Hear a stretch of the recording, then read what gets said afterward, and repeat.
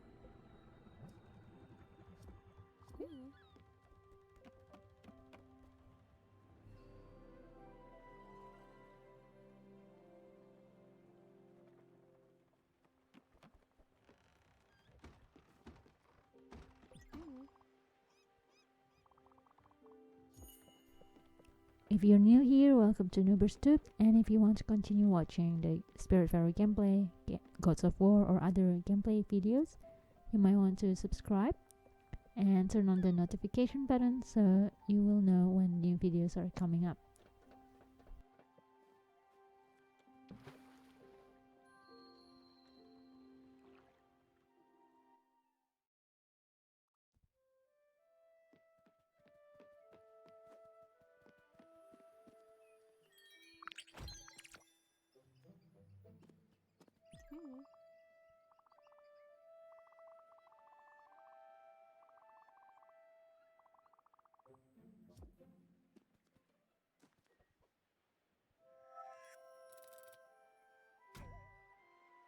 Did you guys have a chance to try Spiritfarer? If yes, what do you think of the game? And which consoles are you playing the game on? Let me know in the comment below.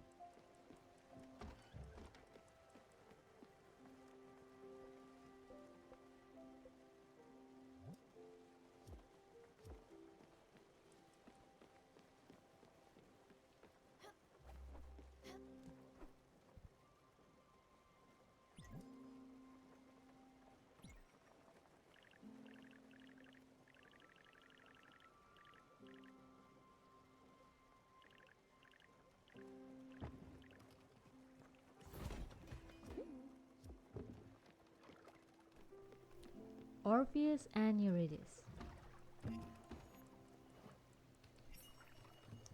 There has only been one mortal whose skill at playing the lyre compared with the skill of the god of music, Golden Apollo, and that mortal's name was Orpheus. When he played, the birds would swoop down from the heavens and sit on the branches above his head. When he played, the animals of the fields would gather round him, their heads cocked to one side. Now Orpheus had fallen in love with a woman called Eurydice. There was a wedding, a magnificent wedding, but all through the wedding ceremony the candles and the lamps in the temple gave off an oily black smoke, so that the guests coughed and choked. Even the priests had to wipe tears from their eyes. They looked at one another and shook their heads. This is a bad omen. Such things should never happen at a wedding. And the priests were right to be worried. The very next morning, Eurydice woke up early. She climbed out of bed where Orpheus was still deep in sleep. She pulled on her clothes and went out walking. The dawn was breaking. A snake that was coiled up on a rock woke up. It slid through the grass just as Eurydice was walking barefoot across the meadow. Their path crossed. It sunk its fang into her ankle. Its poison coursed through her veins. With a cry, she fell to the ground. When Orpheus found her, she was lying dead and cold. He lifted her in his arms. He carried her home, his face wet with tears. When the funeral was finished, when the pyre had burned and the heat of the fire's heart had consumed the house of bone, Orpheus picked up his lyre and set off on a great journey. He traveled over land and sea until he came to a dark cave. He made his way through tunnels that wound to the left and right. He delved into darkness. At last he came to the edge of an oily black river, the river of forgetfulness. On the far side of it, he could see the shadowy hills of the country he was seeking. He was looking across towards the land of the dead. Orpheus stared over the water, with only the thoughts of Eurydice in his mind. How could his lovely bride be there in that strange, dark place? Suddenly, there came the sound of growling, then a harsh barking. Out of the shadow, the great three-headed dog Cerberus, who guards the river banks, leapt at Orpheus. His lips curled back from his teeth. Orpheus lifted his lyre to his shoulders and began to play, and such was the beauty of his music that the monstrous dog stopped in his tracks, wagged his tail, closed his 6 red eyes, rolled onto his back, and howled with his 3 heads.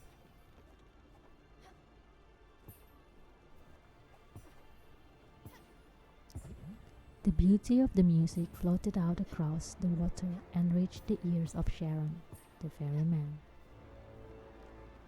He pulled his boat towards the sound. Orpheus never stopped playing his lyre. He stepped from the bank into the boat, and the ancient ferryman pushed away from the land and pulled his boat across the river. When they reached the far side, Orpheus, still playing, jumped from the boat and walked into the shadows. Soon there was a whispering around him, a rustling, a shuffling, like the sound of the wind blowing through dead leaves. The dead were gathering. They were following him. They were enchanted by his music. It made them weep for sorrows they could not remember anymore. It made them laugh for joys that were forgotten, for the dead have lost all memories of their lives. Their drifting host of whispering ghosts.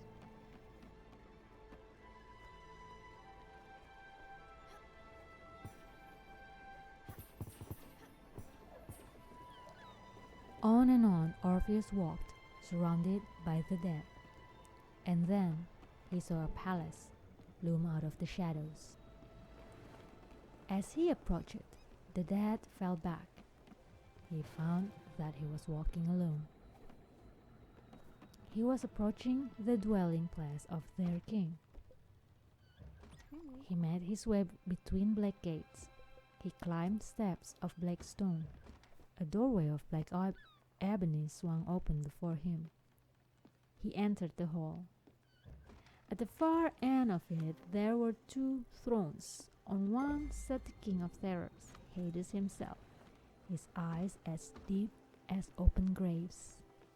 His black beard spread across his belly.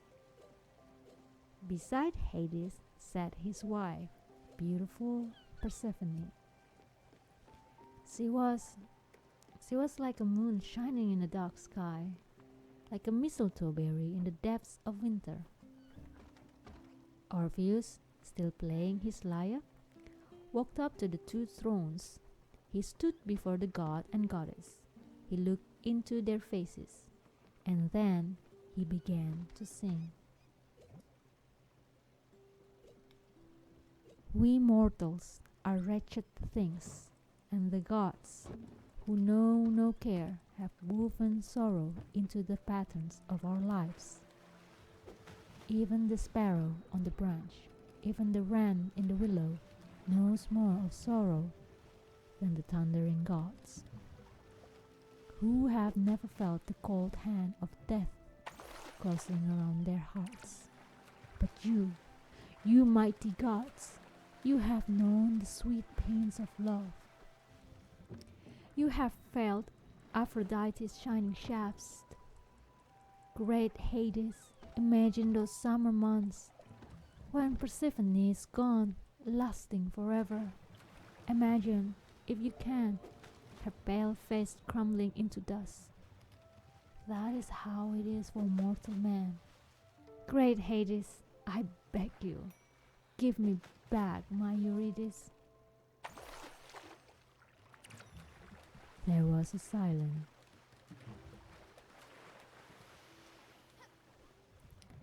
Then Persephone turned to Hades, her face streaming with silver tears, and Hades turned to his wife.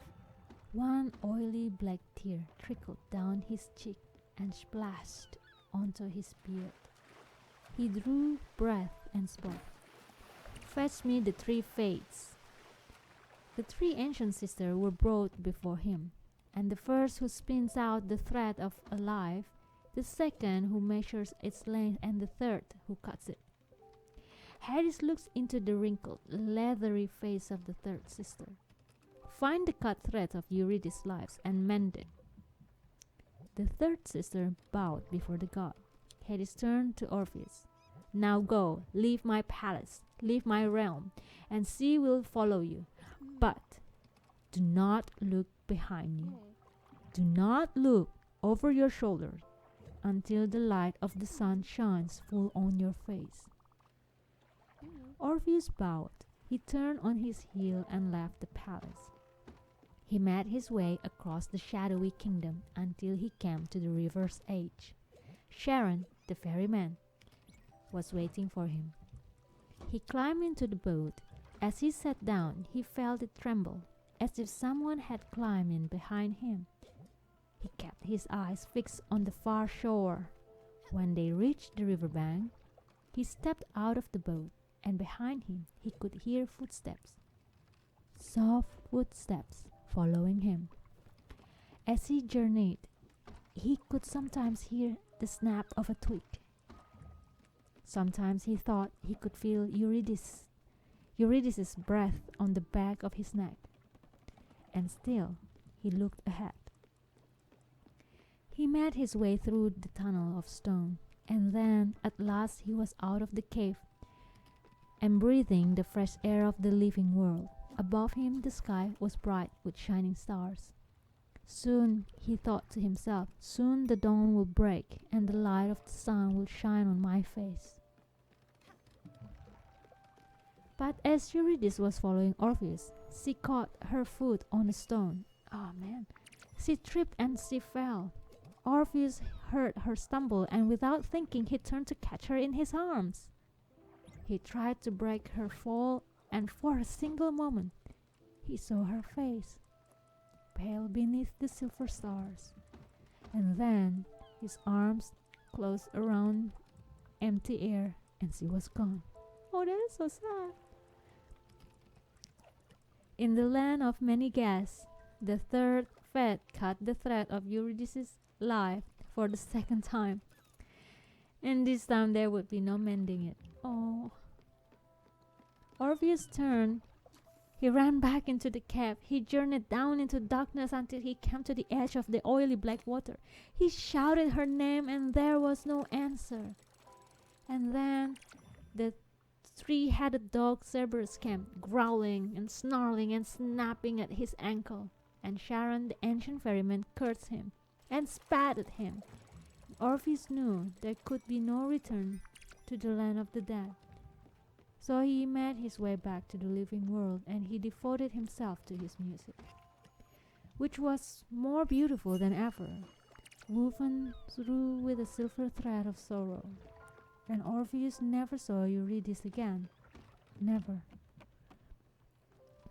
At least not in this world. But some people say that when he died, many years later, Charon the ferryman was waiting for him. He carried Orpheus over the oily black water, and as he stepped onto the bank at the far side, like all the others, he forgot everything. He joined the drifting, oblivious host of the dead. But Persephone had seen him, and she remembered him, and she felt pity stirring in her heart. She reached forward and touched Orpheus' forehead with the tip of her finger. And in that moment his memory returned, and then Persephone touched Eurydice's forehead, and she too remembered everything. And the two lovers found one another in that shadowy kingdom, and they fell into one another's arms. And even to this day, some say they walk together, talking and laughing, sometimes arm in arm. Sometimes Eurydice walks ahead and Orpheus follows. And sometimes Orpheus walks ahead, knowing that he can look over his shoulders, and his Eurydice will always be there. Oh, that was really sad. So what do you guys think of the story? This is a very famous story, obviously. Maybe you have heard it. And yeah, let me know in the comment below, what do you think of the story? And I have an idea. If you do have stories, I mean, revolving around the river Styx of your own, like a, how do you call that? Fan fiction? Like you write your own story and you would want me to read it during the Spiritfarer gameplay, let me know in the comment below. I would be glad to do that.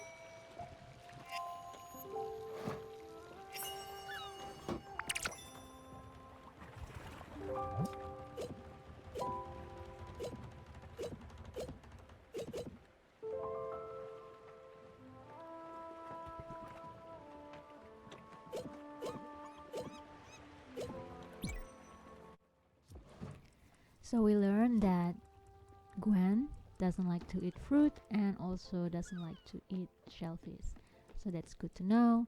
And also we have to be precise in pinpointing the destination on the navigation map. And what else did we learn?